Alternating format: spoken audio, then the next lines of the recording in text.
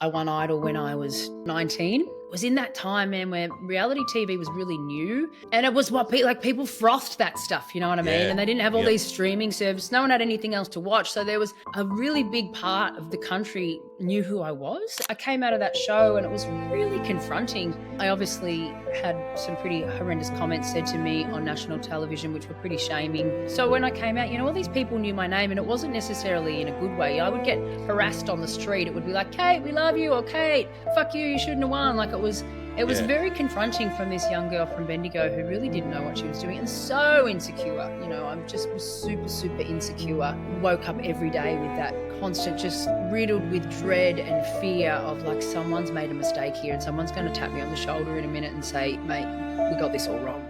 Fuck off back home. I believe that I was an addict way before I even knew what a drug was. I displayed behaviours from as little as 5. You know what I mean? I lied. I was a chronic liar. Why? I had no need to. There was no one standing at my bedroom door with a belt going to whip me. Like there was no reason for me to be that way. I've tried all the ways. I tried all my versions of being clean. Like I tried only doing this and only doing that and only trying to drink. And, I've tried every which way and it always landed me in the same spot. And that was in dark rooms using dirty drugs with really sick people. And it didn't matter which version I tried of sobriety that wasn't total abstinence. I ended up in the same spot. And I wasn't someone who took months to get there. I was like, have a beer this afternoon. I'm in the bathroom, using within a couple of hours. And that's just my experience. Look, I guess, I've been clean for a little over 7.5 years now. And I haven't had, other than when prescribed, in controlled situations, have I had any mind or mood altering substance? Because I can't. Because I know that I can't, once the substance hits my system, I can't guarantee you what I'll do next. I just can't. And I've got too much to live for. And people often say to me, oh, do you reckon after all these years you could have a drink? And I think, oh, maybe, probably not, but maybe, but for what? Like, yeah, exactly. Why?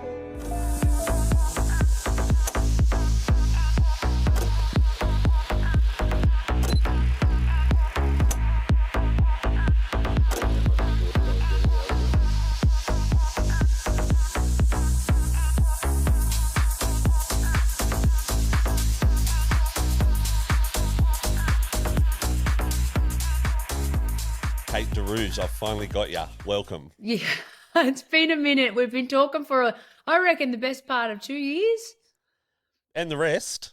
I'm so slack. And I kept thinking to myself, this guy's going to think I'm a dickhead. But I just get distracted and sidetracked. And life is busy and full, which is a beautiful problem to have. But, things just happen. But here I am. I'm actually forced in my house after a hip replacement. So I was like, I'm going to call this guy and say, let's get this done. Nah, awesome, and I truly appreciate it. I understand, you've had a pretty tough last couple of years. Well, not tough, I shouldn't say that, but you've had a baby, you've had a hip replacement. So look, I reached out to you, Kate, a couple of years ago. I think it was mid-2023-ish, after watching a 5-part series podcast on your story. Now, yeah. I remember you, and trust me, my partner and I watched the episode back to back, and you had us in tears, happy tears, sad tears. Obviously, I resonated so much with your story. Your obvious downfall with drugs and whatnot. Yep. But I thought I'd reach out. Back then too, my podcast, I'd only just started it. It wasn't really doing much. The last thing I thought it was that I was going to hear back from you, but luckily I did. Has taken a little bit to get you on, but we're here now. So let's get stuck into it. Let's do it. Take us back, Kate, to the beginning. We'll start there. I want to hear a little bit about your childhood, where you were born, sort of a bit on your upbringing. Yeah, look, and I guess because of where I ended up, people find this part of my story a bit confusing. And I guess people come for me a little bit because of it, I guess, and even myself, before I understood the true nature of addiction and what that actually means, I always had this preconceived idea of what people who ended up addicts and, alcoholics and all that kind of stuff, what life looked like. And that's not my story. Yep.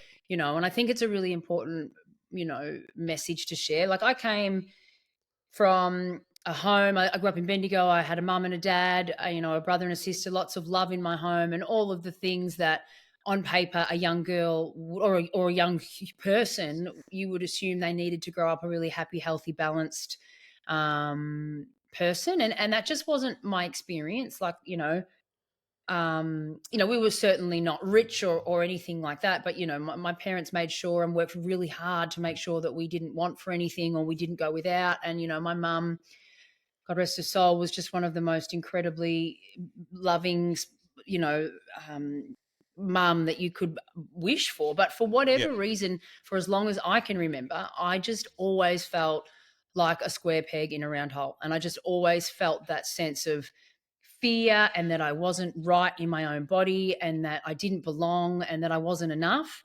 And that was, I don't remember a time in my life where that feeling didn't exist for me. And I guess I just lived in this constant world of like impending doom. I don't Yep. know if that makes sense. I feel like most addicts or anybody who's been through any mental health will really be able to relate to that Definitely. feeling of just like life's fucking hard. Yeah. So that followed me through my life. Primary school wasn't good for me. School in general wasn't good for me. I was bullied. And I had this idea of like there was this popular group of girls at school, and you'll heard me share this story before, but there was this popular group of girls at school, and I just really, for whatever reason, believed that if I could just be a part of them, then I would be okay and that I would be enough and that I'd be acceptable and that people would love me and that I would feel loved and all of that stuff. So I strive so hard to be a part of this group of girls, and they rejected me time and time again. And I guess even from sort of that really developmental age of, grade 3, when you're just a sponge and you start to create those core messaging and that kind of stuff that you carry with you through life. I started to have these things that cemented that core belief for me that I wasn't enough and that I needed to be somebody else to be lovable. And my traumas, I guess, and we'll talk about it as we go. My trauma wasn't necessarily one big major event for me. Yep. My trauma, I guess, has been a life of like death by 1,000 paper cuts. Yep. And that messaging and those events have just followed me through my life, and it's just been one after the other of just cementing that core belief that I'm shit, and that I'm not okay for who I am. And my body became a really big part of that as I hit puberty and matured a little bit. Yep. I never had that perfect little teen body that especially back when I was growing up, that was perceived to be what beauty was, even from like A little must girls. You have. know what I Yeah. mean? You Yep. know what? That heroin chic, like skinny. If you weren't that, you were nowhere. And I've shared this story a lot. I remember the first time I just wanted the world to open up and swallow me whole. It was a casual day, and I fucking hate casual days. I still just wish we could all wear the same clothes every day, and then we all just looked the same.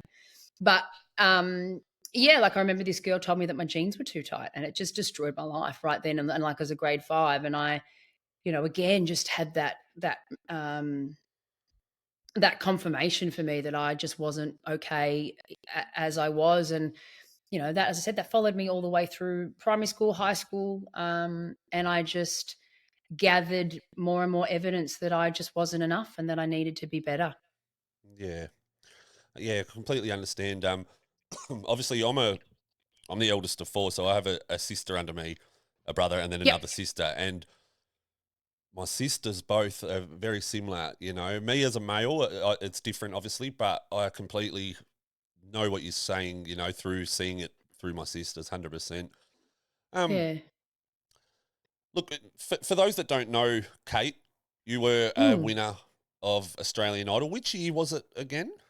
4 million years ago. Yeah, look, it would be 20 years this year. Wow. 20 Yep. years, 20 years this year. I'm doing a tour later in the year. We'll talk about that later though, to Yeah. sort of Awesome. celebrate and mark that. But Were you always a yeah. singer? Was it passed on through the family? Was it? Yeah, Yeah. so I grew up around music, you know what I mean? My granddad was an incredible singer, and family is just, and my family are just riddled with, I guess, music. And I grew up around that. And it was just something that I always did and always loved. And I guess it was the only time that I ever felt that I was worth anything. It was the only time people weren't unkind to me. And it was the only thing that when I did it, I felt, I guess, a level of safe. Yep. But it was something, again, I suffered horribly with that imposter syndrome thing. And it's only been, what am I, 40 this year? It's only been in the last couple of years, after doing an incredible amount of work, that I can actually stand here today and go, you know what, you're actually pretty good at that. It was something that I could never say, despite all the evidence in my life that would come up. Um, I won Idol when I was 19. Yep. So I was pretty young, and it was in that time, man, where reality TV was really new, and we didn't have all these streaming services. I'm going to sound a bit wanky for what I say here, but we No, didn't I have all completely. those. I remember the days. I remember watching your journey on there. Like And it was what people frothed that stuff, you know what I mean? yeah. And they didn't have all Yep. these streaming services. No one had anything else to watch, so there was a really big part of the country knew who I was. And despite all of that evidence and winning, and I actually got a comment on one of my TikToks the other day. I was like, yeah, she's got no talent. Her dad paid her, and that still cuts me. Like, oh Yeah. God, it's like, her dad paid for a call center, and they blah, blah, blah, blah, blah. But yeah, I came out of that show, and it was really confronting.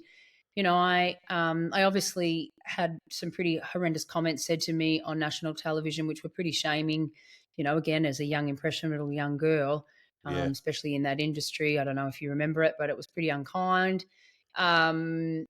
And yeah, so when I came out, all these people knew my name, and it wasn't necessarily in a good way. I would get harassed on the street. It would be like, Kate, we love you, or Kate, fuck you, you shouldn't have won. Like, it was Yeah. very confronting from this young girl from Bendigo who really didn't know what she was doing, and so insecure. I just was super, super insecure, and just woke up every day with that, again, with that constant, just riddled with dread and fear of, like, someone's made a mistake here, and someone's going to tap me on the shoulder in a minute and say, mate, we got this all wrong. Like, fuck off back home. Yeah. And you think So that yeah, it was a wild time.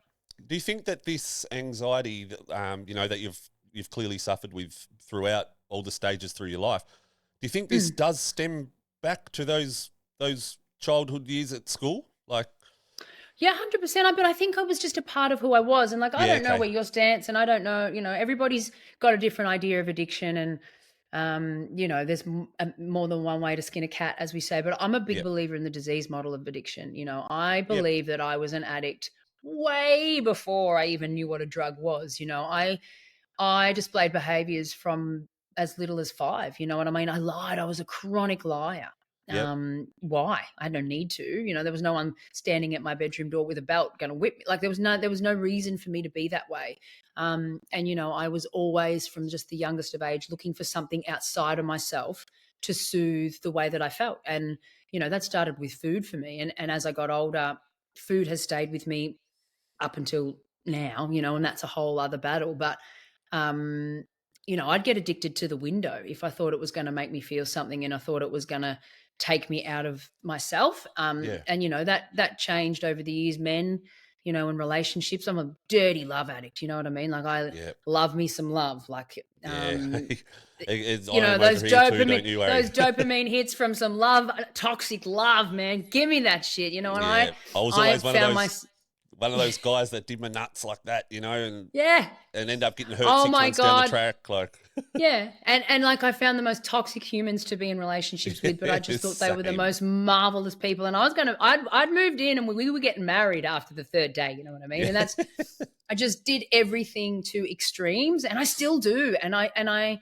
unfortunately or fortunately, depending on which way you look at it, I think, obviously drugs was the one that brought me to my knees, and it forced me to a point where I had to go in and look at myself. You know what I mean? Yeah. It was life or death for me. It was like, I wasn't, lots of people, I think, go through this world using things outside themselves that cause them discomfort and harm to soothe the way that they feel, but it doesn't get bad enough for them to have to change. Yeah. But yeah, like, I've been an addict forever, and I'm still an addict. That's not all I am, but it's certainly, there's a part of me that's still, and I'll tell you a story later about even in these last few weeks where I've really seen my disease act up, and I've had to really manage it. Well, funny you say that. Actually, I've seen a video that you posted there recently. Might have been the day before your hip replacement, and you put a video up saying about Yep. pain medication and this and that. It's like, I think once an addict, always an addict. Hey, it's just how you deal with it up here. Like, Yeah. I mean, that's been my experience. And look, I've tried all the ways. I tried all my versions of being clean. Like I tried only doing this and only doing that and only trying to drink. And, you know, I've tried every which way. And it always landed me in the same spot. And that was in dark rooms using dirty drugs with really sick people. And it didn't matter which version I tried of sobriety that wasn't total abstinence. I ended up in the same spot. You always do, Um, hey? Always, and Yep, it didn't take, and I wasn't someone who took months to get there. I was like, have a beer this afternoon. I'm in the bathroom, yep, using within a couple of hours, and that's just my experience. yep. Um, so yeah, look, I guess I've been clean for a little over 7.5 years now, Yeah, wow, yep, and yeah, and I haven't had, other than when prescribed, in controlled situations have I had any mind or mood altering substance, because I can't, because I know that I can't, once the substance hits my system, I can't guarantee you what I'll do next. I just yep, can't, and I've got too much to live for. And people yep. often say to me, "Oh, do you reckon after all these years you could have a drink?" And I think, oh, maybe, maybe, probably not, but maybe, but for what? Like, Yeah, exactly. why? Yep. Look, I 100% agree there too. I never had such an issue with alcohol as such, but I was more one of those guys that, yeah, I'd for example, go to a party or a pub and drink to get blind, but then the Yep. next day I wouldn't drink again for a few weeks. But like, Yeah, but were right, you doing other things instead? yes, 100%, Yeah, everything you know what I else. mean. Yeah, Yeah, but something. There's always got to be like something. just the other week, a perfect example here of what you've just said. It was the night of the boxing fight, the Paul Gallen and Sonny Bill Williams boxing there the other week. So I've gone across to the pub. I thought I'll go over, have a counter meal, a couple of beers, watch the fights. 6 a.m. I've walked through the door with a crusty nostril, and like it's simple as Can't. that. I literally can't touch it, like you've said yourself. Without just, yeah, I can't guarantee what's going to happen. Like, And it's normally, I can guarantee something not good's going to happen. That's what yeah, I can exactly, yeah, guarantee you.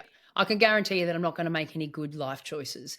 yeah, Um, and you know what? And for me, like, I don't know, I've said this before. People go, "Oh, recovery, and I don't want to use drugs anymore." I love drugs, man. I'm a drug addict. Like, yep, drugs, I love them, and I hate saying that, but like, I'm a drug addict. I will always have more using in me forever, yep, always. But I can't guarantee that I'll have another day one of recovery. And I don't know. And I've seen too many people go out and use that one last time and never come back. You know what I mean? Whether yep, that's because they don't wake up the next day, or they just, the pain and the struggle of getting clean and starting from day one is just too hard. yeah, 100%. Now, look, before we continue on with that drug talk, I want to just have a bit of a talk about. So obviously you've won Idol. You Oh know, yeah, sorry, I go off on tangents. I head off. Yes, let's go back to no, Idol. you're right, you're right. So you've won Idol. Fame's slapped you around the face. You're sort of struggling to deal with the fame all of a sudden, straight away, sort of thing. Is this when Yeah. you like? Because you eventually went on to become part of the girl group, Yep. Young Divas, correct? Yeah. No. Yeah. So talk us through that Where, journey a little where bit and where you were at. Yeah, so I met drugs properly. I was a late starter. I hadn't really seen or known much about drugs. I drank a few times in high school, but again, did it to like excessiveness from the first time I drank. I think the first time I ever drank, I drank a 1.2 liter bottle of Coke and bourbon and spewed all over myself and cheated on my boyfriend. Like, that's just how I did it. But Yeah. Yep. I didn't meet drugs until really after Idol. And I don't blame. I just want everybody to know and talk about this, and it's really important that I need people to understand this. Like, I don't blame Idol or my career or that life for anything. You know what I Yeah. mean? It would have happened to. I truly believe I would have ended up in the places I did regardless. It might have just fast forwarded the process a little bit, Yep. and give me the means to create a way bigger habit heaps quicker. Um, but yeah, so out of Idol, things happen really quickly. I went from in this little tiny Idol bubble, where it was pretty safe and pretty controlled, and then you sort of walk out into this world of like the music industry, which is a lot of people take years to get into it and have to and learn over time. When I'm a naive 19-year-old girl, and it's like, work this shit out yesterday, So Yeah. there was a lot of pressure. And again, I was so insecure, and I really struggled with my body, which was, again, really a big issue for a lot of, um, like my management and the record label. And I guess that was the way of the time too. So it wasn't like they were doing anything more horrendous or different to any other record label or management. It's just what the expectations were, especially on women through that time. Yeah. And I went through, I had full body liposuction and did all sorts of crazy shit to try and fit into a mold through that time. And then just to top it off and to really drive my insecurities into the ground, I joined a girl group, which was, again, incredible. And again, I have no regrets about any of that time. And I have, Yep. hard memories, but also incredible memories of that time. Like I got to do things that little girls dream about doing, standing in front of mirrors when they were little girls singing into hairbrushes. Like, I got to live that shit, and I got to Yeah, do for it, sure. and I got to sing at the most unbelievable events in this country, some of the biggest. I've done a couple of grand finals, Yep. Grand Prix, I've done cricket, I've done all of that stuff. And I guess, but to put it into perspective, and people always say, what's your biggest regret? And I say, my biggest regret is that I don't remember it, because I was too crazy to remember it. You know what I mean? And I know that I was there, and I can tell you that I did this stuff, but I have no core memories of that time, because I just was lived in this fight or flight, full of fear and anxiety all the time, that I just was disassociated for the majority of that. And yeah, I guess in the beginning, I met drugs, and I'll never forget it. I was just obsessed from the first time. I didn't necessarily use every day from that day, but I certainly thought about it, and it just became my solution. It gave me the answer to all of those things that I talked about that I struggled with. It took away Can I my just inhibitions. Yeah, Yeah, can I sorry. just butt? No, you're right. Butt in there and just ask what type of drugs? Yeah, of course. Yeah, so I Yeah. started off with just your normal drugs. Normal drugs. That's a terrible thing to No, say, I understand but the that's I your understand what you're more saying. sociably acceptable drugs. I don't think ice will ever be a particularly socially accepted drug. But yeah, look, it was just cocaine to start with. Yep. And in that Yep. industry, don't know if it's still the same now, but it certainly was then. Like, being offered a line was no different to being offered a beer. It was just 100%. there. It's still like that in today's age, really. It's like you said, it's the ice, and the heavier drugs like that are, not accepted, obviously. Yeah. But yeah, Coke, Yeah, obviously. it's everywhere, It's It like, and I can is. only imagine in the music scene or any big scene like that, whether it's music or anything else, it's so normal. Like, Yeah, it was, and it was normal, but I guess my reaction to it wasn't, and that's yeah, the difference. Like, the way I responded to the drug was the bit that was unusual,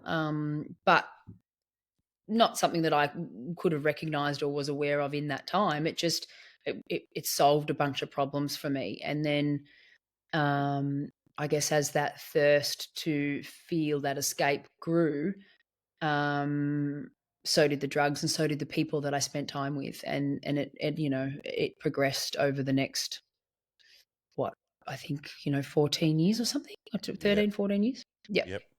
So that's roughly how long you was in addiction for, 13, 14 years.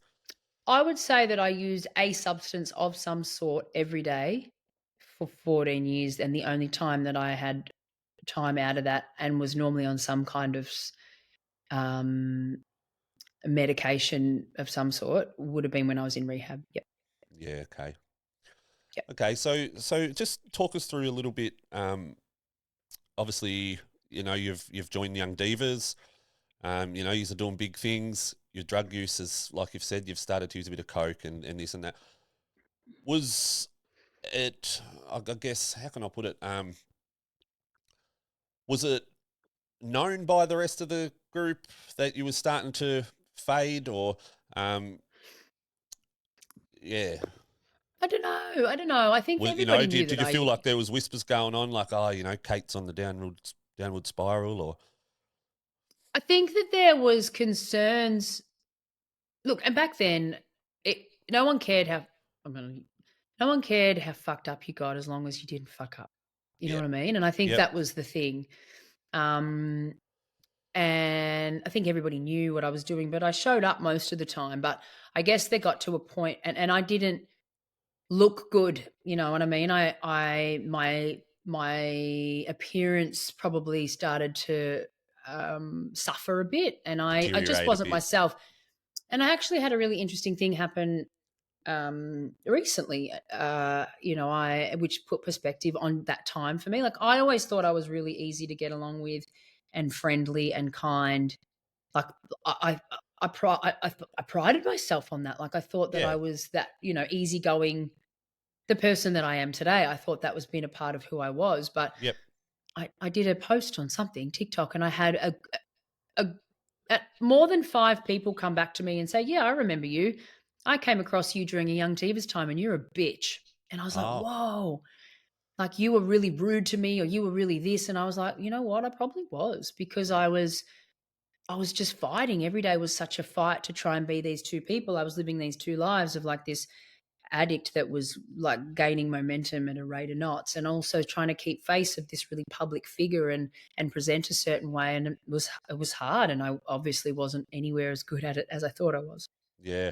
And I see that happen, whether fame's involved or not. It's just with your average addict, I guess. I was the same, when I was on the ice. It was like I feel like I was being the same guy I always am, but everybody else I was a pig, like.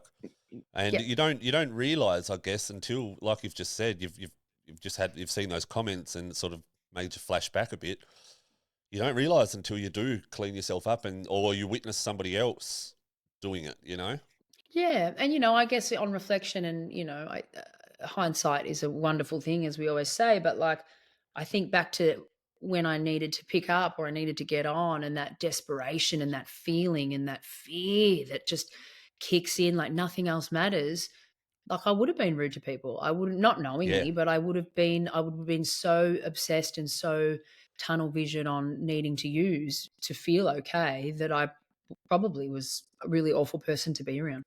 yeah, yeah, 100%. Hmm. And look, right there too, I can resonate too. I know, especially if you haven't had anything for a while and you're hanging out, and all right, your dealer's just gotten back to you. On your way to get that drug, it feels like you've already had it. That excitement, those butterflies, it's like tunnel vision, like you said, it's 100%. Nothing But else matters. Nothing. yeah, and yeah, it's fucking evil, that's for sure. But I actually oh, remember that brought back a memory. I actually remember I needed to be at a really important Young Divas photo shoot, and I needed to get on the way because I'd been up for days, and if I didn't get on, I was going to be bad, yep, and I had to stop by, and I'd been waiting. I've been hanging out to hear from the dealer for like hours, been up all night, and that anxiety, and I'm clammy, and I'm sweaty, and I'm gross, and I've got to be at this really, I can't remember who it was for, but it was important. Um, and I just wasn't going. I was not going to this photo shoot until I heard from him, and I was late, and it was bad. Um, but I just couldn't, I just couldn't function. yeah, I couldn't function anymore. And I remember the first time that I realized that I was in a bit of strife. I was burning through money, burning through money, making lots, but burning through it. yep, Because also, as I said, I always thought being popular and being cool would be the answer to the way that I felt. yep. Um, I'm just gonna pause for 1 second. My Yeah, you're sister's right. rang me 4 times, so I That's just need okay. to Yeah, send her a no problem message. at all, Kate.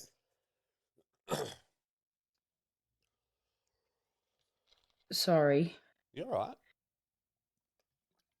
It's the best part about doing these podcasts not Yeah. live, not live. S Like I'll just cut this out. Sorry, I can get on a real rant, so just pull me up if you need me to. No, you're all right. No, it's going well. I like it when the guest takes the lead. It makes it easier, doesn't It it? does, eh?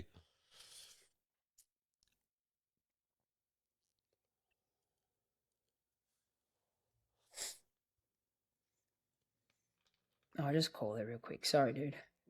We've both got little babies, Yeah, I know that and too. she's I've got a called me 2-year-old as she's well. called yeah, if she's called me 3 times, I assume it's important. Liza, I'm just in the middle of a podcast, but I saw that you called twice. What's up? Oh, that's okay. Oh, I'll call you back in a minute. Bye. Sorry about that. That's You all know good. what? The best part these days is that the relationship I have with my family is like something else. I resonate Anyway, there too. It's great, yeah. oh, And just so quickly too, special. before we get back into it, it's funny how coincidence happen. This morning I met up with a guy that he come up to me at the gym and recognised me from the podcast and whatnot. And long story short, we caught up this morning, went for a walk along the beach, and he's actually I mentioned that I was doing a podcast with you, and he knows who you are and stuff. He's actually Casey Donovan's first cousin. So Oh yeah, he's like, right. it was like idol, you know. It was sort of a bit of a coincidence, but yeah, Small world. it is a small world. But I'll go back to my let's story. yeah go So I remember that the first time I knew that I was in real strife is I was making a lot of money, but I was burning through a lot of money. And as I said, that thing of I always just believed if I was cool and popular and people wanted to be my friend, that I would feel okay. And so obviously I had all this money and people love cocaine. So I had suddenly had a lot of friends. I was burning through cash. And I remember going to the ATM one morning to get on before I had to go to a television show. It was a morning show of some sort. Again, I couldn't tell you which one, but I had to be there. And I went to the ATM and there was no money there. yeah And wow I remember that feeling of just going, well, fuck, like, Mm, and that was when that whole other life opens up in addiction, where you have to start to do some things that you're not necessarily proud of. yeah Not like a normal person with a normal brain who just goes, oh, maybe we should pull up here. yeah Maybe that's enough. We've spent all our money. It's like, well, hang on, what else can I do? What else am I doing? And who am I borrowing from? And who am I stealing from? And as you know, in the beginning, people believe you're good for it. oh Um, yeah Not a problem. And I just remember that moment really clearly, where it was the first time I went, wow, I'm in trouble here. yeah wow. Mm. Um, talk us through when you really started to see yourself spiraling, I guess, and was it ice that it was your main downfall, or I mean, ice was the one that brought me to my knees. okay, yep, But my drug was the drug of more. I didn't care what it was in yep, the end. It was whatever I could get my hands on. But I guess towards the end, ice was probably the only one that did what I needed it to do. yeah, But if it wasn't available, I would have done anything. yep, And did. Um, but yeah, where did it come undone? I guess where did I really start to see? I guess the Young Divas came to an end. For a lot of other reasons, which is a whole podcast episode of itself. yeah, yep, It came to its end, and my mental health really spiraled. And I put on an extreme amount of weight, and I actually became really addicted to nitrous oxide, and I think people don't talk about that enough. is that the little canisters, the nangs? Yeah, you buy them Yeah, at the super. No, you know every what I mean. You convenience buy. store here sells them. Yeah, It's really dangerous, and it was so accessible, and I didn't need to rely on a dealer to do it. And I got really unwell, and believe that I'd have done permanent damage to my brain because yeah, of it. Not yep, massive, but enough for me to notice. yep, And I became really addicted to nitrous oxide for a while there. And that's when I started to lose things. I started to lose the external stuff that was important to me. Like I lost an incredible relationship and a man that loved me way more than he ever should have, and yep, kept me alive, to be honest. I lost that relationship. I started to lose jobs. I wasn't booking jobs on my own anymore because I wasn't doing the right thing. And just, I guess, all of those things started to happen. I'd been to a few rehabs by this point, done a couple of inpatient programs, but never went with the right intention. I was Never about to went. say, was you pushed into rehab, or was it choice, or was it? Yeah, look, I always end up in rehab where things really fell apart. Either my health fell apart or work really fell apart. And I was always went to save something other than myself. And it was always to appease somebody outside of myself. Yeah, Um, and that was the case for a long time. And I didn't want to admit that I was an addict. I didn't want to admit that I couldn't handle stuff. You know what I mean? I couldn't see a life without being able to drink or Yeah. have fun. Like Especially in that industry too. Yeah. just couldn't see that for myself, and I didn't want to. So, I would go into rehab and look at all the people that were heaps further down their journey and heaps more messed up than I was and go, gross, I'm not like you. I'm better than you. Like, I'm just a fancy, famous girl full of Yep. ego that doesn't need anybody's help.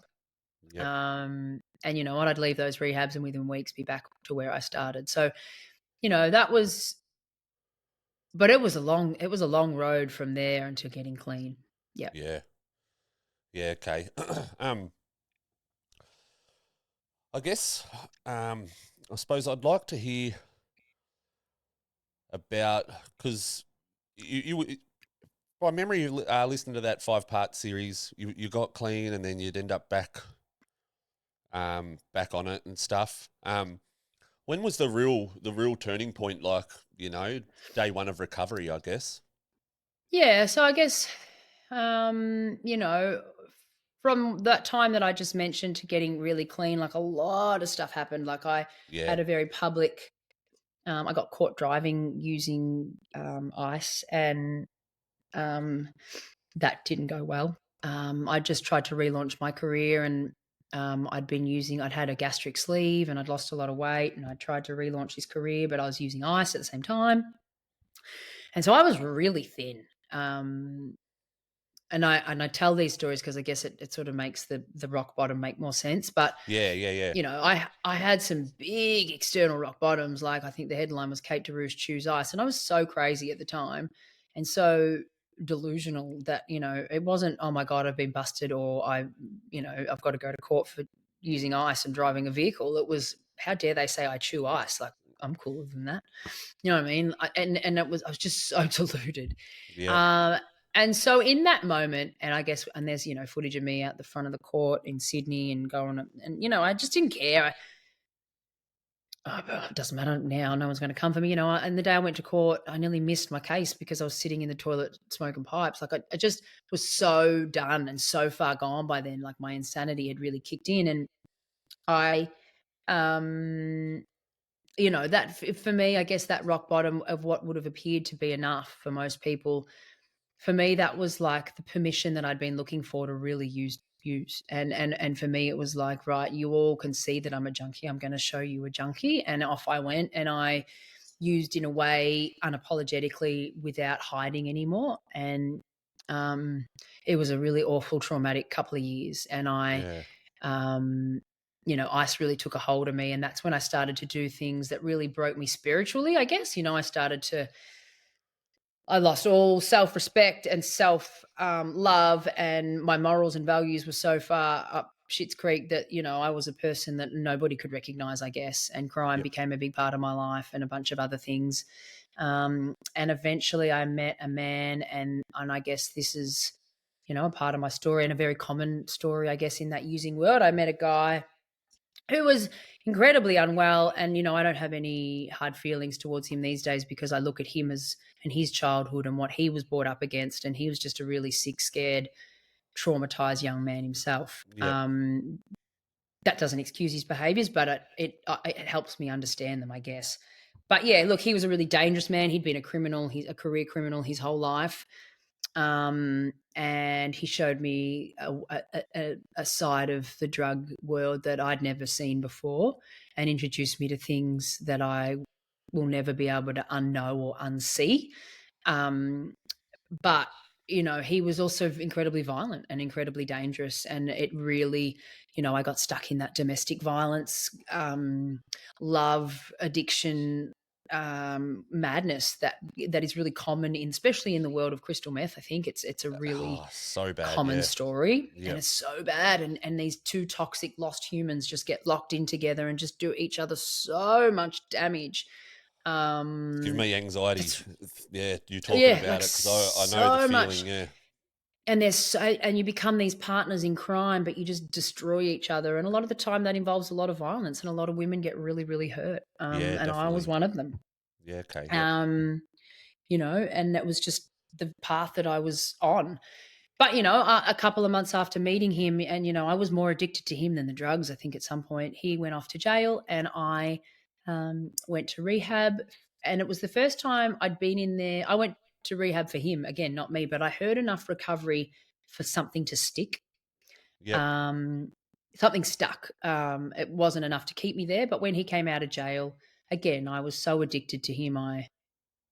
We were madness. We were writing letters every day, and those phone calls from the jail came through, and it just made my life and all of that stuff. But he came out of jail, and I really believed that we were going to be okay, and we were going to run away and live a really happy, healthy life. But sickness meets sickness doesn't end well. Yep. And within a couple of months, I was well and truly using again, and that was the beginning of the end. Those 3 years together, we officially broke one another in every possible way. And my rock bottom came out of nowhere. A lot of awful things had happened, and he was the worst version of himself I'd ever seen. And I just remember catching myself in the bathroom in the mirror, and it was a really quiet, non-dramatic or theatrical moment. I just saw myself in the mirror, and I was like, who the fuck are you? Yep. And what happened? And how did that girl and I've said this so many times, how did that girl with the blonde hair and all of the world at her feet, how did we get here? And I knew in that moment that if things didn't change, I was going to die. And there was no two ways about that. I was just on a one-way ticket to the morgue. Yep. And by the Can grace I? of God, yeah. Sorry, can I ask though? Like, you've just had this big wake up call, looking in the mirror. Like, I know myself, a similar sort of story myself. You look at yourself, you're completely changed in appearance. And you have that flashback moment of like, how the fuck did I get here? That's coming from somebody without fame. Now did you? Did that part kick you in the guts? Like thinking, like you've just said, who this blonde girl with the world at her feet. Thinking back, Oh, like, and was you financially screwed? Was you everything like that, or was yeah, yeah, like by the time I got to my rock bottom, like fame, the only thing I was famous for was being on the front cover of a magazine for using drugs, and I'd been in court a few times by then, and I'd been caught doing different things, and I'd been, I was a convicted criminal, weapons, all of the stuff. yeah, So no, like I was a legitimate living. The only reason, I had a house that my parents, helped me hold on to, but I'm just going to say it. It was a junky mess. Like it was yeah, smashed up, and it wasn't, it wasn't livable anymore. But it meant I wasn't on the street. But yeah, no, I had nothing. By the time I got there, I was a real gutter. I hate the word. You I was a say it gutter how junkie. you say it, You yeah, know what I mean? whatever. That's what I was. Yep, I'd steal from your grandma, and I'd rob your kids, and I'd do whatever absolutely needed to be done in that moment to use, because I just had so much trauma and so much hatred for myself and the world and resentment and just ugliness that I'd carried from when I was a child, plus all of the shit that you pick up from the behaviors and the way you live your life through your using. Like I just didn't know how to face or deal with that. yeah, And I just didn't know. But I'm so grateful that for whatever reason, that last rock bottom did something. And look, I'd like to say that was the last day that I used a drug, and it wasn't. But it was the beginning of me getting clean. Yeah. yeah. Did you ever like, you know, you obviously you hit this rock bottom. It's the big, like you said, the beginning of the end. Did you ever this whole journey of spiraling out of control and becoming a drug addict and everything else? Did you ever have in the back of your mind, I want to get back to where I started? Back to, God, but no, that was long gone. it's so gone, Tonksy. Like by the time I got clean, honestly, and not that there's anything wrong with what I'm about to say, right? Yeah, yeah, But I really thought that if I could just not use drugs every day and hurt the people, if I could stop hurting people that I loved, and I could live in a one-bedroom flat and afford my groceries, and that was me done. Like if I yep, could get to that, then I would be that'd be a miracle. You know what I mean? Yeah. I'd Wow. really See, I've succumb. always wondered that, not just with yourself, but with other big names, I guess, that have spiraled out of control and taken that horrible path. Always wondered that, but yeah, But I it's good guess to hear that. it wasn't just from me either. Like, obviously my behavior and where I'd got to, but I had burnt like, my name was pure mud in that industry by the time like, Yeah, people wouldn't come near me with a 10-foot pole, and they and that's something that I've had to undo, just like you do with what you do to your family. Like, I've had to earn that back over years, definitely. and I didn't even know if I wanted to, but I guess I've done it subconsciously, and that hasn't always, that I haven't gone out with that intention. It's just something that's happened naturally over the years. If I Yeah, just keep showing up and just showing people that I'm clean and that I'm doing the right thing and that I stand for the right stuff these days. But um, yeah, like, it just was so far off my radar of what life was about at that point. yeah, 100%. I Yeah, appreciate you sharing that. Um, Tell me about day one of recovery. man. Ooh. I don't know what changed. I mean, I remember the last time I used a drug was in the toilet in the foyer of the rehab on the 26th of March 2018. And it was the scariest moment of my life because I used and it didn't do anything. It just didn't. uh, I had this really romantic version of what the last time I used drugs was going to look like. And I had this big, I won't use the language, but I had this big bit of drugs was this big bit of drugs that I'd Yeah, I saved, and I was understand. like gonna Yep, have it. I was gonna have it, and I was gonna head in, and it was gonna be this big, end of this love story. yep, And I used it, and it did nothing. I didn't feel anything, and I just remember that fear in my gut of like, fuck, like, the love of my life isn't even working for me anymore. Like, this is it. And I went into that rehab, and I also count my blessings. I appreciate that not everybody can get to rehab, and I appreciate that not everybody gets to have the privileges that I did to get clean, and I am aware of how lucky I am for that. yep. And it makes me so mad that the same help that was available to me isn't available to everyone, and I just wish that I could wave a magic wand and that would be different. Yeah, 100%. And that's a whole other conversation, but I got in that bed of that rehab and I just said, leave me alone, just leave me alone, because if I get out, I'm going to leave. And I stayed in the bed for about a week, I think. And, I detoxed from that relationship that I was talking about Yep, and drugs on the very same day. And I still reckon that detoxing from that relationship was in some ways more painful than detoxing from drugs. yep, Um, but yeah, I just, for the first time ever in my however many years of using or whatever, listen different. And I shut up and I went, you know what? I have no idea what I'm doing. And any thought that I come up with in this moment is probably not any good and going to lead me straight back out the door and straight back using. So I just need to shut the fuck up, get out of my own way, and hand my entire being over to the care of these people yep. and just do what I'm told. Because by that point, I couldn't trust a thought of my own.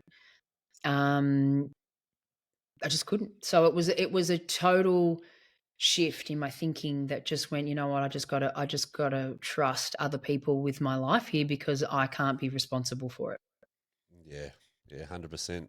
And so that's the start of your journey, I guess. How long did you spend in this rehab? I spent 6 weeks in that particular rehab, which was an inpatient hospital kind of setup.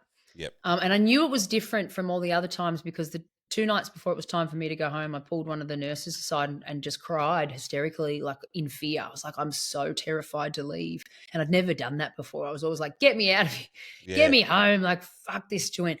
But I was scared. I was scared of what was out there and I was scared of myself. And look, I knew that I'd been doing it for 14 years and it's that old thing, you can't heal where you made your mess. And I changed, I burnt my old life to the ground. I changed I threw my phone away. I cleared my iCloud. I changed my number. I see, that deleted my there's email huge. addresses. Like, I deleted Control Alt Delete life, and that's what I did. And I yep, knew that anybody that was worth being in my life would find a way. If they needed to find me, would find me. And they would know how to find me. But if they weren't, then they weren't gonna. You know what? As I said, I couldn't trust myself. So when I left there with a blank sheet of paper, and I went to like a transition house, a sober living environment, which was, I lived in a house with about 8 to 10 other people that were trying to do the same thing I was. And they had therapists and all that kind of stuff on site as well. But it gave me the chance to sort of go out, do a little bit of life, see how I went, see how I felt, come back to a safe place, Yeah. and slowly build that up. And over that time, they taught me how to get a job. Yep. I didn't know how to get a job. Like, well, I didn't know how to do that. I didn't know how to Yeah. pay a bill. I Yep. realized I didn't know. I didn't know anything. And I always find this funny, like when you're using like those fucking Centrelink people and the job providers with the biggest dirty dogs that ever lived, like just give me my money and leave me alone. You know what I mean? Yep. And I hated them. Just give me my money. And I'd get cut off all the time because I never went to those goddamn job provider appointments, all that stuff. I know all too well. Yeah. And I'd be resentful at you, like, how dare you not give me all that stuff. Yep. And about a year into my recovery, I was like, I need to get a job, but I don't know how to. And turns out they're really lovely people, really helpful when you use them for what they're Yeah. needed for. I They're there for a went reason. and Yeah. yeah, they're there and they're pretty good. Yep. They helped me get my traffic control ticket. They paid for that, and they got me, they paid for my uniform and all the stuff that I needed, and I got a job doing something really simple. And slowly, one step in, like one foot in front of the other, just rebuilt a life. I didn't know what the life was going to look like. It was just a life. And it was stuff like that that helped me as I mentioned, like I thought for years and years and years, self-esteem was built on the way that I looked and the way that, what clothes I wore or what car I drove or how famous or what my bank account, like all of that. I thought that's what self-esteem was. Yep. Um, Turns out it's got nothing to do with it. Self-esteem comes from doing esteemable acts, and that's doing stuff that aligns with my morals and values, like getting up and being honest.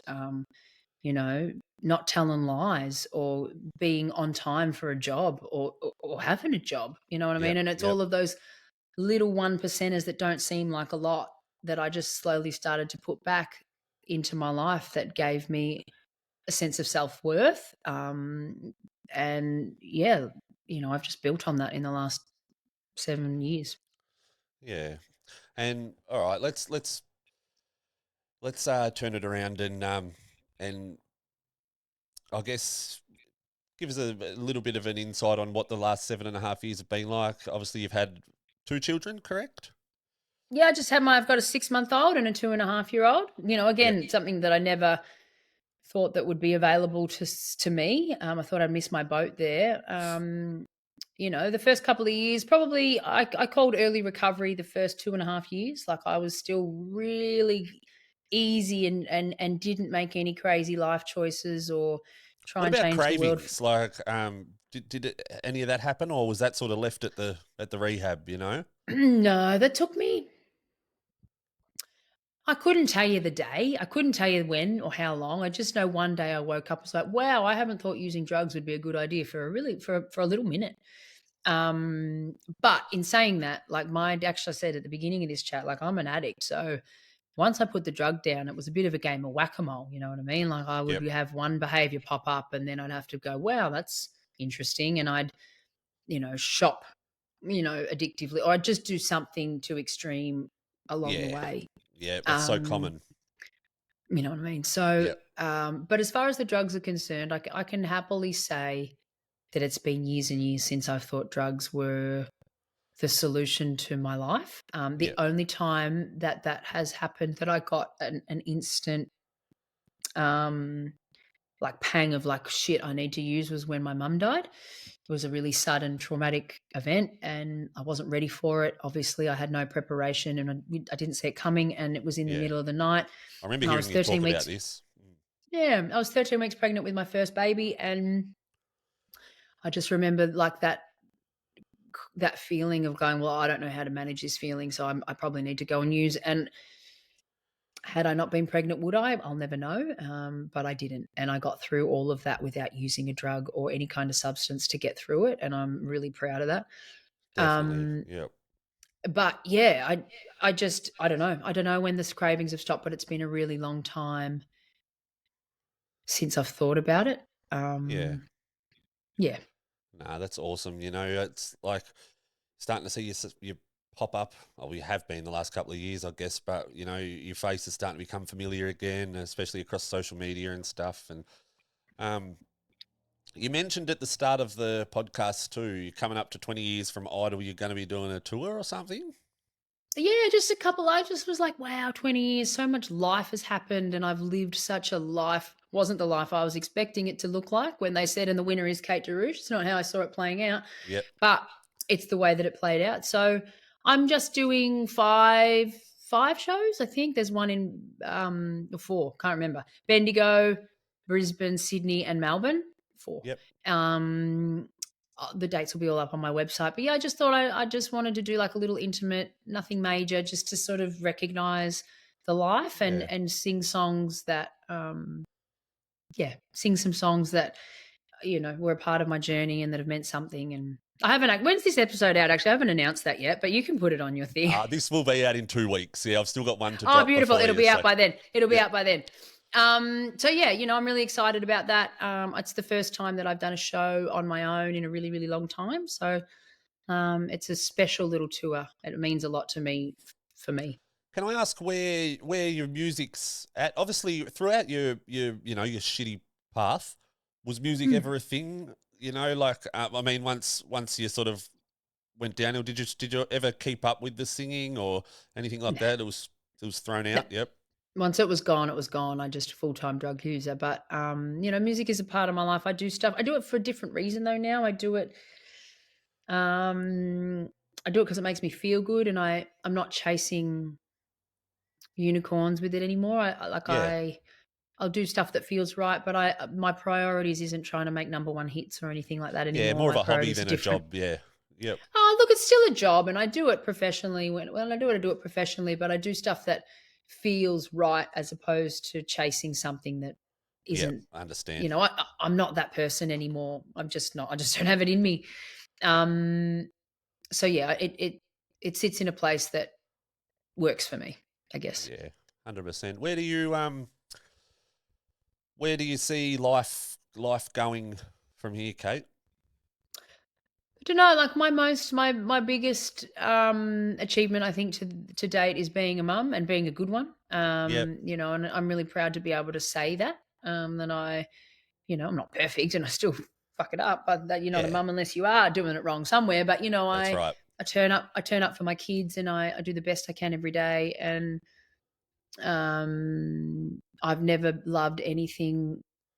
I didn't know that kind of love was available. I didn't know that I could love anything other than myself the way that I'm a drug addict. Like I'm selfish, Yep. but I didn't know that I could have such a selfless relationship. It's crazy, hey.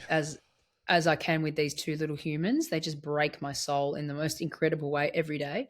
Yeah. So that's my main gig, and I'm happy with that. But I feel like it's happened, was never my intention, but I guess it's happened that advocating for recovery and mental health and addiction has become something really important to me, and to help just remove that stigma of, addiction isn't a choice. I don't believe it is a choice. Recovery is, and that's a whole other conversation. And once you have the tools, knowledge, and understanding of recovery and what you need to do as a person to achieve that, that's on you.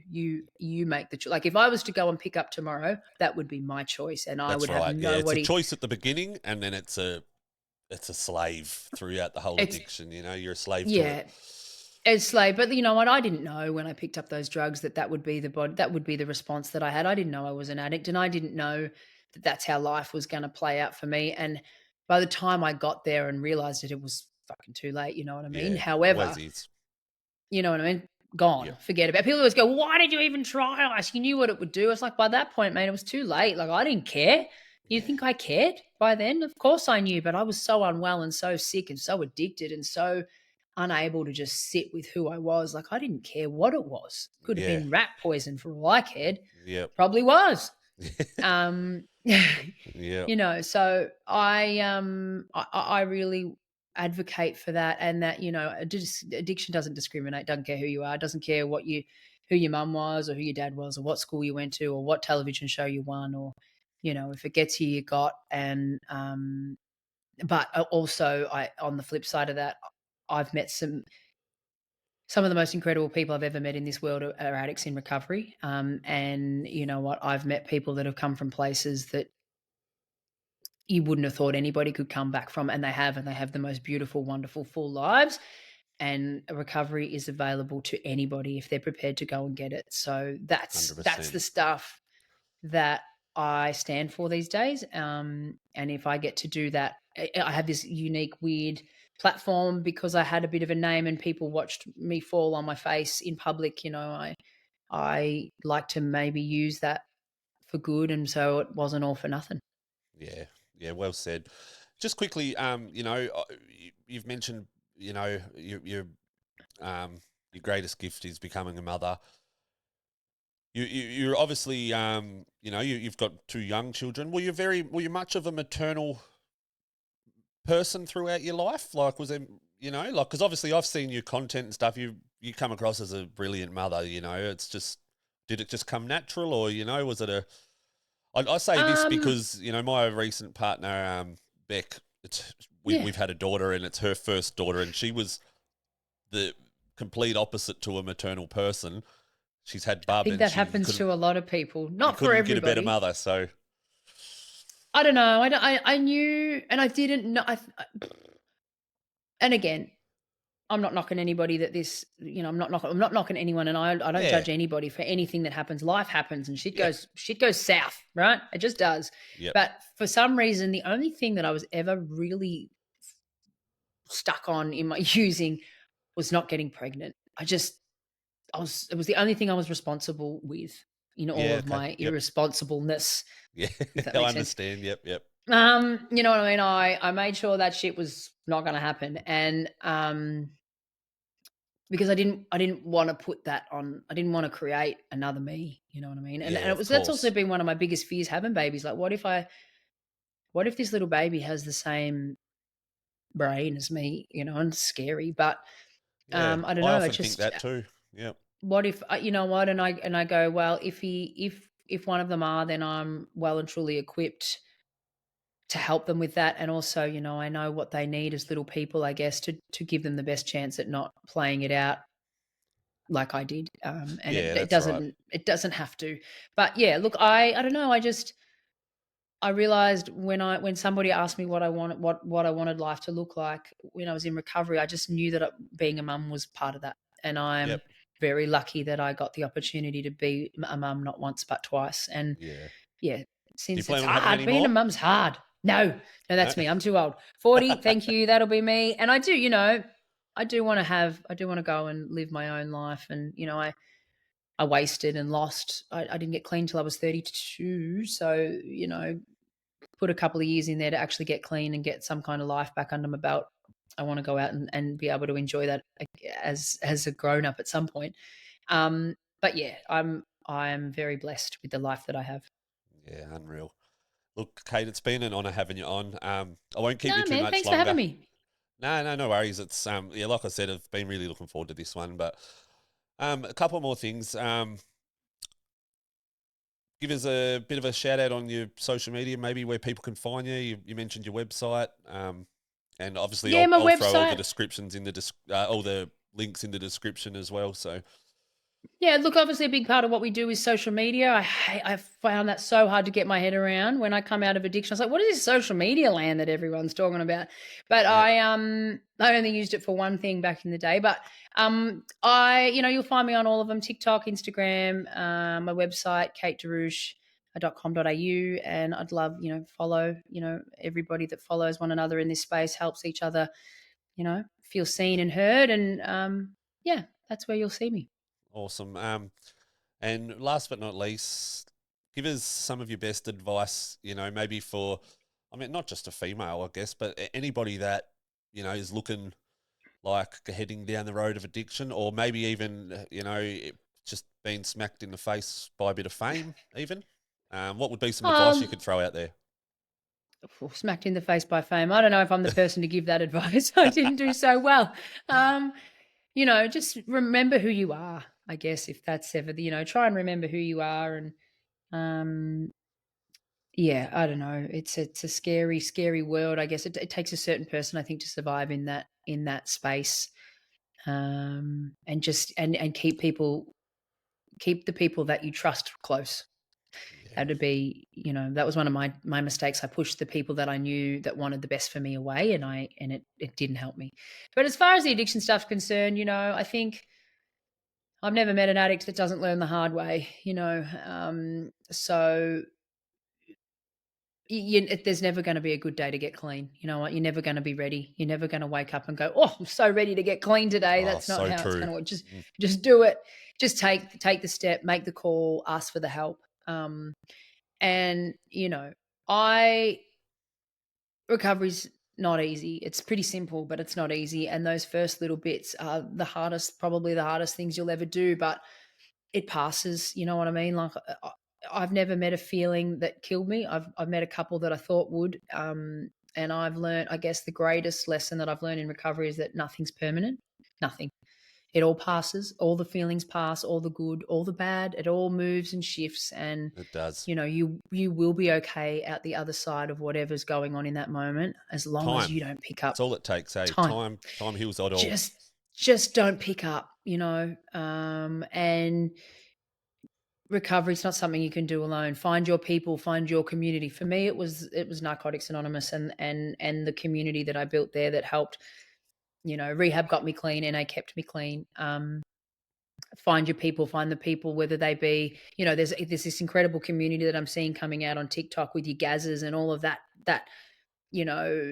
Hope. I've just been watching her recently. Like, what an incredible, She's there's this. awesome, yeah. Oh, incredible. And there's this community. So there's a community for everyone. Find your people. Find the people that you resonate with and that you feel like you can talk to, because it's not something that you can do on your own. Too much time spent alone in my brain is dangerous. So, I agree. I don't hang out there on my own for long Yeah. periods of time. It's not safe. So yeah, find your people and connect, and life's good. It's good. You just don't leave, as so lame, but it's true. Don't leave before the miracle happens. Well said, Kate. Look, like I said, it's been an absolute honour having you on. Yeah, that's episode 17, season 2, guys, with Kate DeAraugo. Thank you very much, Kate. Nah, thanks for having me, and I love chatting. No worries, likewise. Take care.